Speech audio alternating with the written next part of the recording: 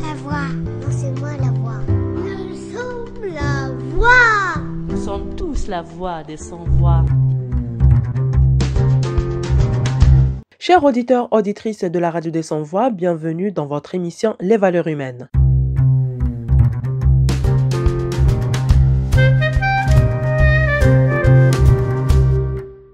Nous avons eu l'honneur aujourd'hui de nous entretenir avec M. Ouchichi Mourad, professeur de l'université de Abdelrahman Namira, sur le sujet de l'appel au dialogue du président Abdelmajid Tebboune. Je n'ai pas vu appel au dialogue, d'ailleurs lui-même ne l'appelle pas comme ça, il l'appelle consultation, donc c'est un monologue. Et il invite les personnalités du système qui ont fait partie du système. Je ne vois pratiquement aucune utilité. Ceci étant dit, le dialogue c'est quelque chose de formidable, de merveilleux, en théorie. Mais dialogue autour de quoi?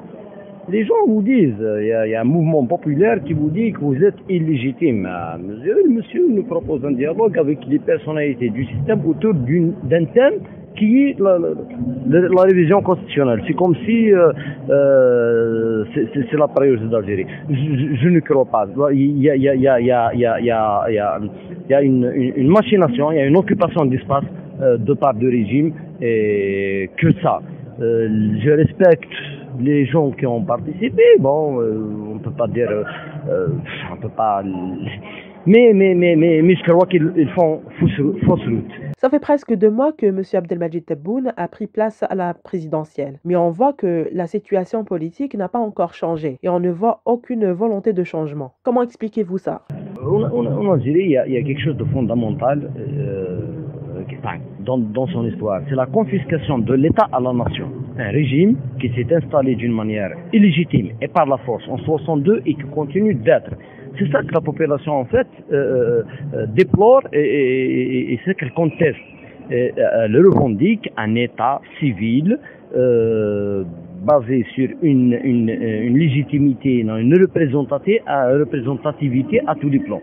C'est ce dialogue en fait indirect qui s'installe pour revenir au dialogue entre la population et un pouvoir qui a confisqué l'État, comme j'ai dit, à la nation. Donc il s'agit maintenant on vit une autre étape de la construction de l'État. On s'est soulevé en 62 contre un colonialisme, on s'est soulevé en 2019 contre ceux qui ont remplacé, entre guillemets, ce colonialisme, quoi que ce soit, bien que ce soit des Algériens, il n'y a pas de souci. Mais il faut dire qu'il y a un pouvoir qui refuse au peuple de se construire, de choisir son destin, de choisir ses représentants, de s'organiser comme il l'aspire en fonction de ses différences. C'est un peu la problématique qui se passe.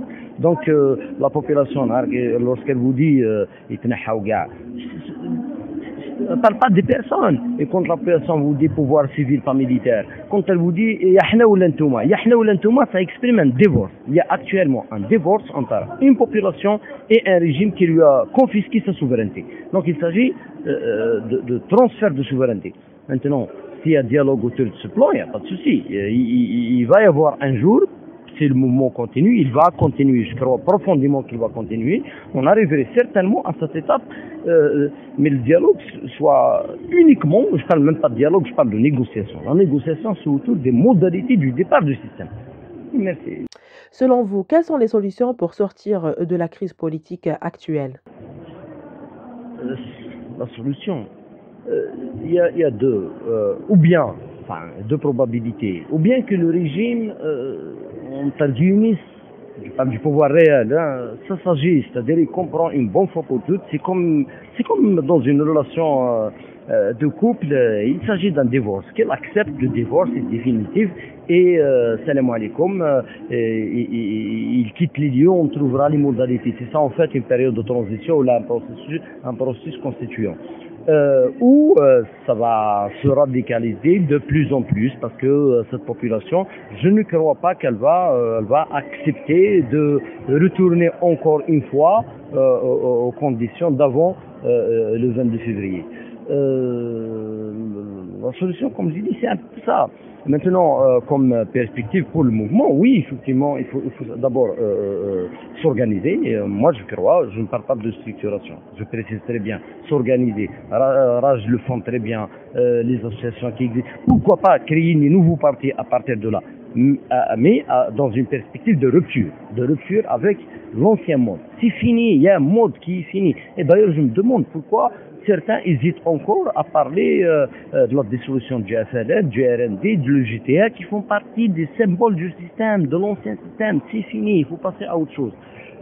Comment la population, comment ce Hirak trouverait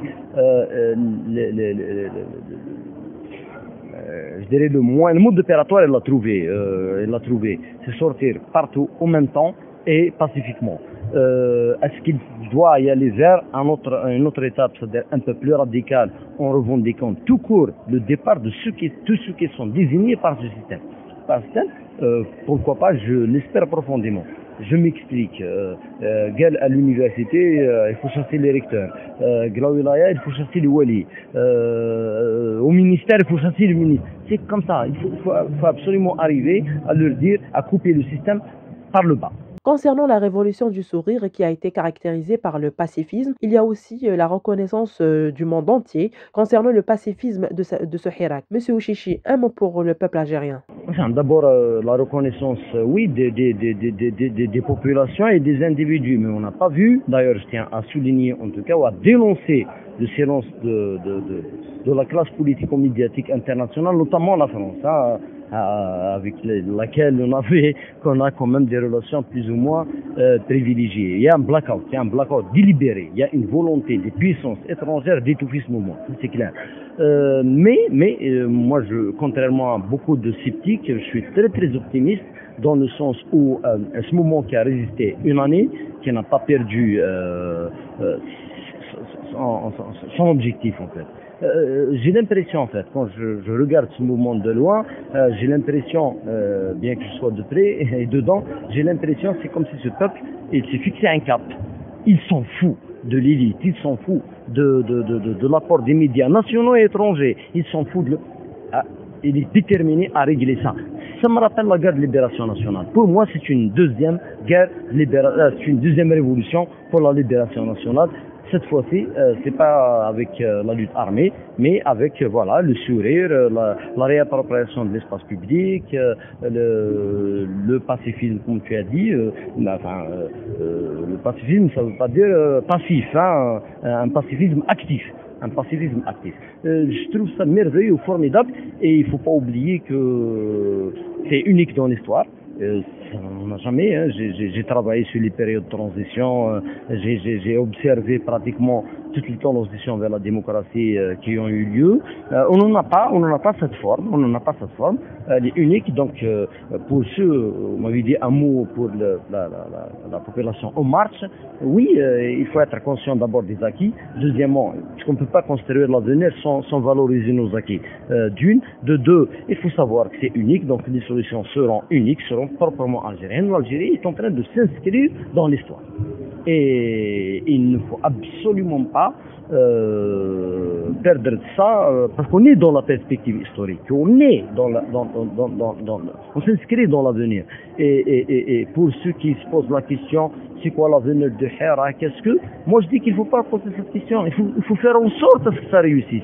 C'est-à-dire, on n'a pas le droit de dire qu'on peut échouer, est-ce qu'il y a une probabilité qu'on échoue? On n'a pas le choix. Là, ça me rappelle un des slogans phares si vous vous plaignez de votre époque, si vous la trouvez mauvaise, dites-vous qu'est-ce que vous avez fait pour la changer. Et effectivement, l'avenir ne sera pas, je l'espère, ni sans nous, ni contre nous. Donc, chacun doit prendre confiance en lui-même d'abord, et deuxièmement, savoir qu'il est acteur de l'histoire, il est en train de faire de l'histoire. Merci beaucoup, Monsieur Ouchichi, d'avoir tenu cet entretien avec nous. Et je remercie aussi tous nos auditeurs, auditrices de nous avoir écoutés. Et je vous dis à bientôt pour un autre numéro.